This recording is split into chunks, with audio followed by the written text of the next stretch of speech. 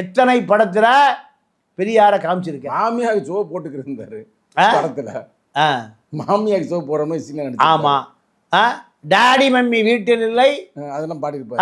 Daddy mummy வீட்டில் இல்லை சொல்லுவாரு. ஆமாம், டாடி மம்மி வீட்டில் இல்லை, தடை போட ஆளே இல்லை.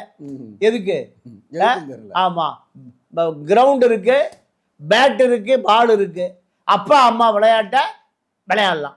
இது ஒரு தலைவன். அப்போ உன்னுடைய இந்த சினிமா வசனத்தை அப்படியே பேப்பரில் எழுதி வச்சு ஜான் ஆரோக்கியசாமி 3 நாள் யோசிச்சு எழுதி கொடுத்தத 7 நிமிஷத்துலேருந்து 9 நிமிஷம் பேசுவது ஒரு தலைவனுக்கு. பேசும்போது ரொம்ப நேரம் பேப்பர் காற்று அடிக்கும்போது நின்றுறாரு. ஆமாம். அப்போ அதில் படிக்க ஒரு வார்த்தை கூட டைலாக் எவன் சினிமா வசனகர்த்தா எழுதி கொடுக்குற டைலாக்கை அப்படியே பேசுவதாங்க அரசியல். இப்போ காலையில் 5 மணி குழுலே வந்துட்டான். யாரு இவனெல்லாம் கொள்கையாளர்களா என்ன? அவங்க விஜயை பார்க்க வந்திருக்கான். சினிமா தியேட்டரில் பார்த்த மனிதனை நேராக பார்க்க வந்திருக்கான். இதுக்கு நடுவில் நேற்று ஒரு செய்தி, திரிஷாவோடு தனி விமானத்தில் ஜெகதீஷ் பழனிசாமியோடு கோவா பயணம். என்னங்க திடீர்னு செய்திங்க, செய்திகளுக்கு பின்னணியில் செய்தி, அவ்வளோதான்.